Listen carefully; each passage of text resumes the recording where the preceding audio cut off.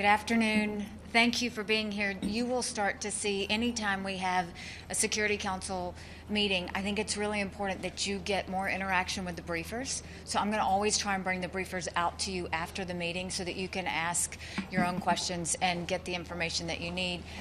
You heard from Felix, and I think that to hear what's happening on the ground, he has so many more stories, but it gives you really a light to what the people of Nicaragua are going through. We're very thankful to the chair of the OAS. I mean, the reason that we did this council meeting was they saw an issue, they took it into their own hands, and all we wanted to do was lift them up and strengthen them to give it an international notice so that it gives them more leverage to do what they need to do to resolve the situation. And then also we have our U.S. ambassador to OAS. So I will start. Mr. Chairman, if you want to go ahead first, I'll let you start, and then we'll move it off to Felix. Thank you. Thank you very much, Ambassador Haley. Sorry. And that was in my national capacity, not as President of the Security Council.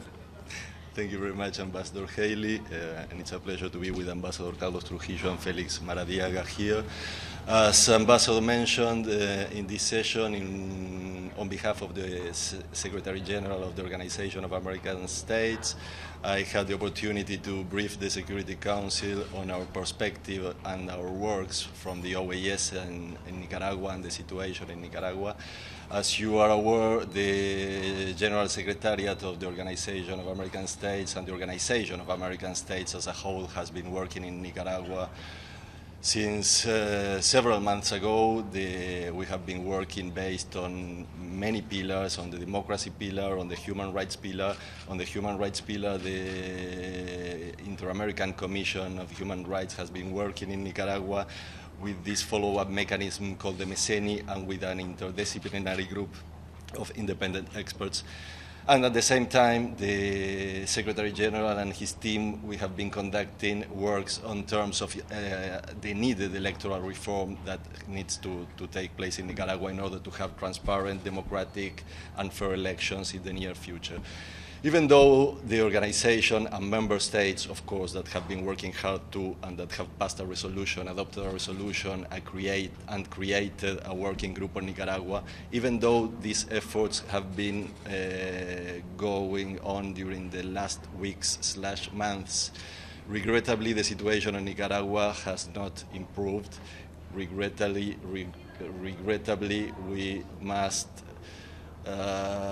we have today more than 300 people that are dead since April 18, 2018. Inter-American Commission on Human Rights says 322 people have been dead since that moment, mainly and basically because of repression, because of violence. We have reports of torture, we have reports of very serious violation of human rights on Nicaragua. Democracy is needed, of course, in the country, and what from the General Secretariat of the Organization of American States, Secretary General Almagro and all his team, we have been saying is it would be good to have elections as soon as possible.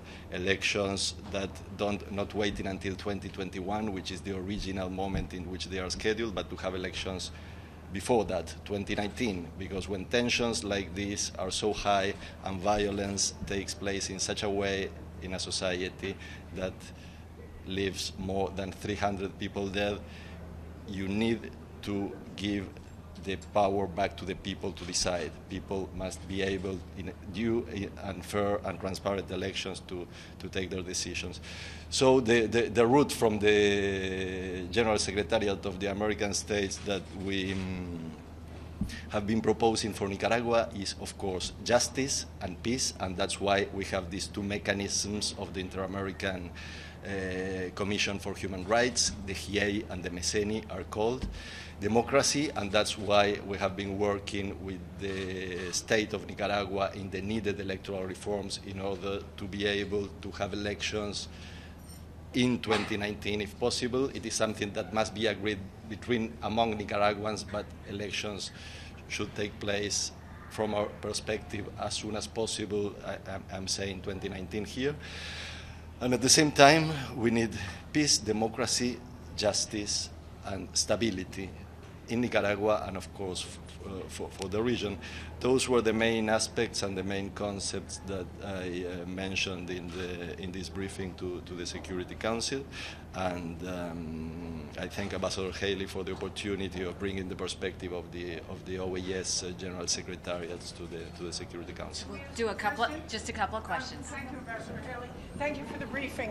What is the next step without the support of the Security Council that you can do at the OAS? Is there any sense of expulsion? Is there any sense of voting? What can you do next? Sin el apoyo del Consejo de Seguridad, ¿qué se puede hacer? Should I answer in English or Spanish? CBS News, sorry. English, okay.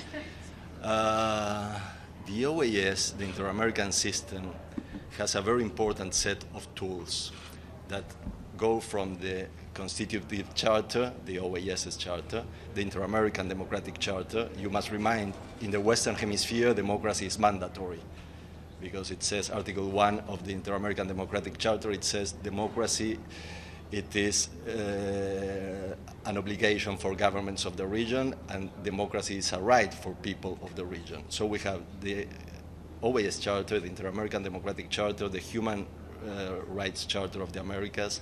We have an important set of tools within the organization. The organization has been working hard related to Nicaragua.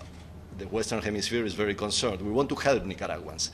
We understand that the solution has to be agreed among Nicaraguans, but the Nicaraguan government is part of these instruments, of these agreements that I mentioned, by which democracy, human rights are of course mandatory. It is something that from the organization we need to work for.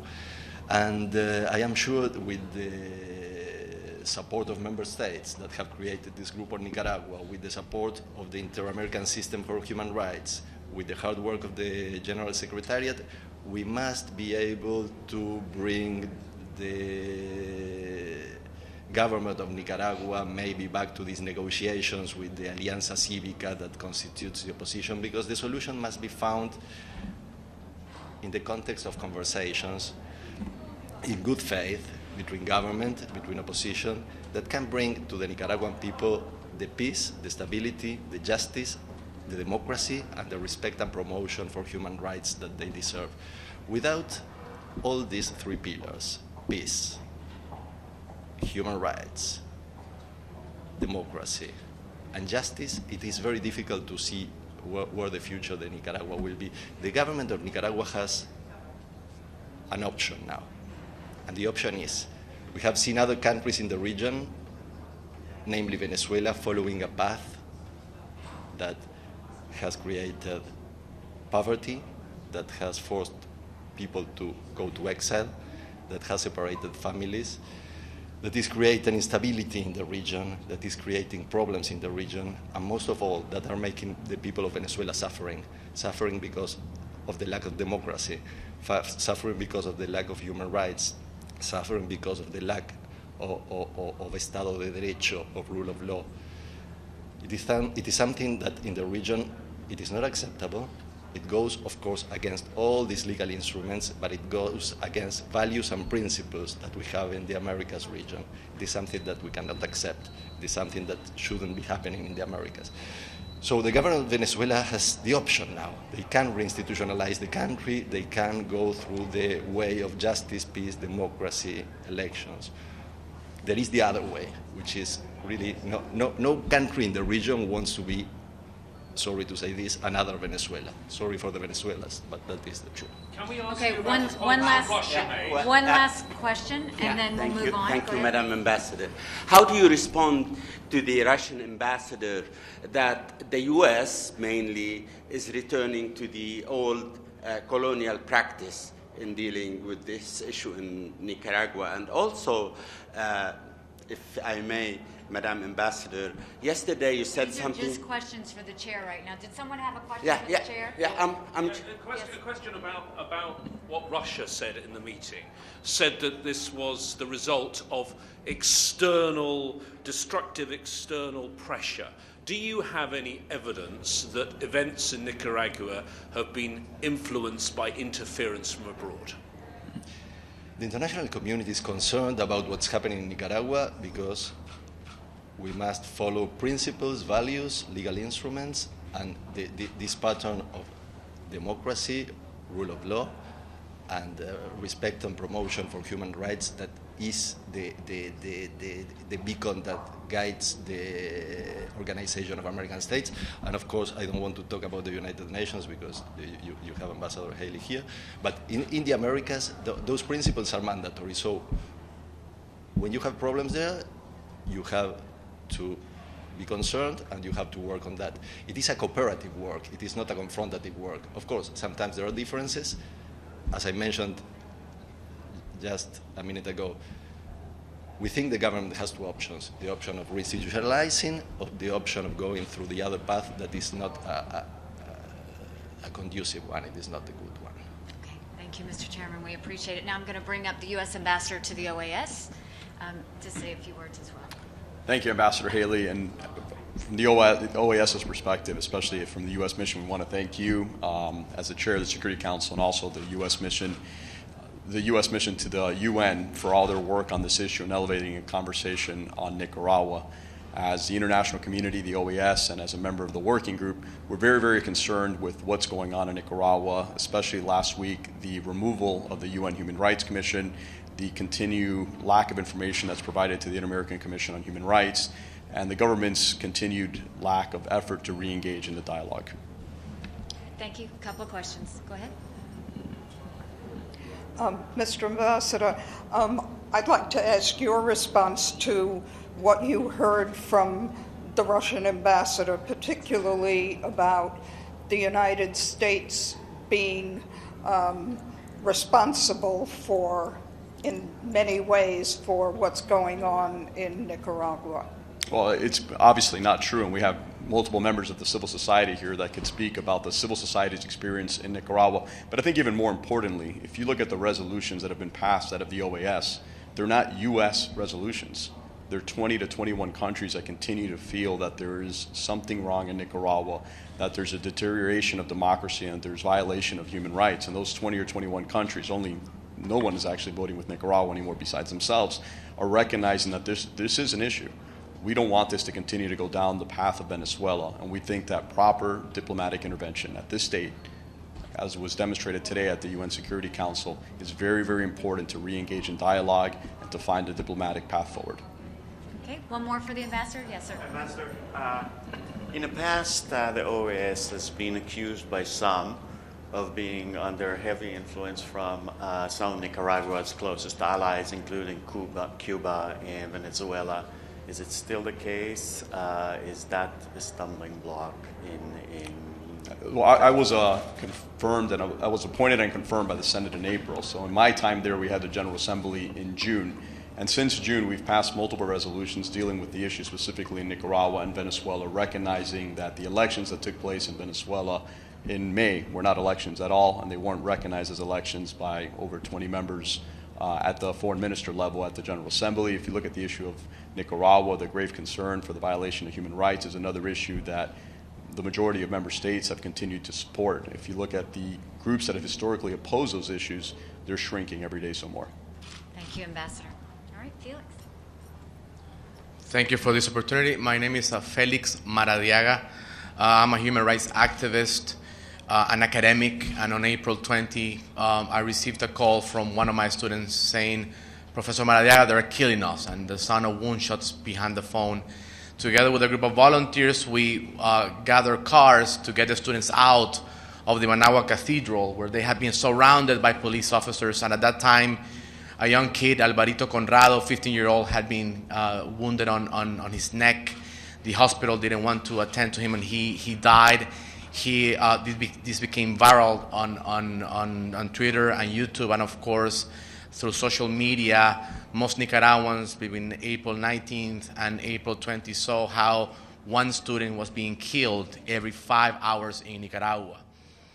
It is really hard to summarize in the few minutes that I had in front of the Security Council the tragedy of the Nicaraguan people, to explain that this is not about two factions. In fact, most of the students who have been killed are from public universities. You would not see a single case of private universities in Nicaragua within the conflict. And this is important to explain because, unfortunately, we live in a highly divided society.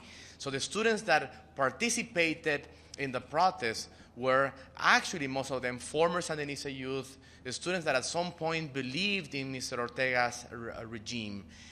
When I hear, for example, questions about foreign involvement, then we need to ask what are the poor the ones who are dying? What are public universities the ones that are going to the street? Why is Mr. Medardo Mairena, the leader of the peasants movement in Nicaragua, quite a progressive movement, the ones that are being persecuted? Why is the feminist and the women's movement in Nicaragua being persecuted? In fact, Ms. Ana Quiroz was one of the first activists who was wounded and attacked by pro-government people. In sum, what we are seeing in Nicaragua is that despite the amazing work that the OAS has done in trying to prevent the conflict, this is not one more human rights problem that can be solved internally. It's an issue that has created a massive wave of refugees in Costa Rica, at least 23,000. We believe that today it's probably higher than that. Nicaragua has fled to Costa Rica, about 5,000 to Honduras.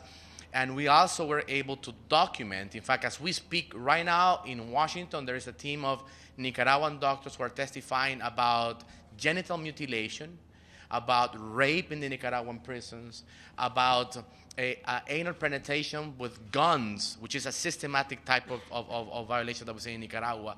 So this is not about ideology, it's not about political parties. In fact, one of the biggest problems in Nicaragua is that Mr. Ortega declared opposition parties illegal a few years ago, and therefore civil society, human rights activists, religious leaders are the ones that are leading the protests. The ask of Nicaraguans is very simple. We want dialogue and we want early elections. Nicaraguans deserve to have a chance for peace and security. Thank you. Couple of questions. Yes, sir.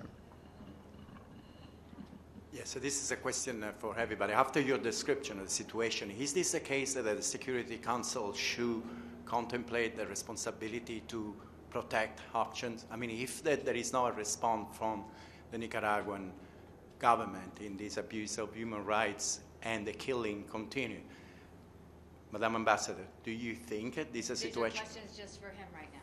So what do you think? Maybe you are not a diplomat, so you could respond directly to this. Well, I can only respond as one more Nicaraguan who believes that we've done everything we could. We tried to push for a national dialogue. We asked religious leaders across different denominations to speak with the government. We asked for the support of the Inter-American Human Rights Commission, the OAS. So Nicaragua has done everything it takes to prevent the regional conflict. But this is happening in a very volatile part of the world. Let's remember that Nicaragua had a civil conflict in the 1980s that caused over 100,000 people killed. And for someone like myself, who I'm a former political refugee, at age 12 I had to cross as an undocumented person the river between Mexico and the United States. I spent time at a refugee camp in Texas.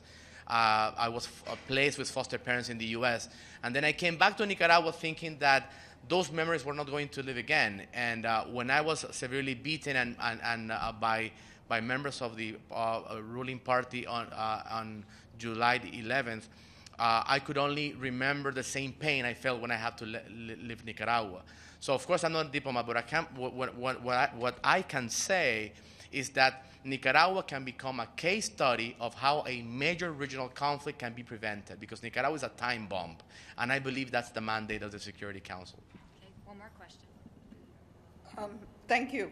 The Nicaraguan foreign minister basically said that the United Nations and regional organizations should butt out of this whole thing, that it's domestic.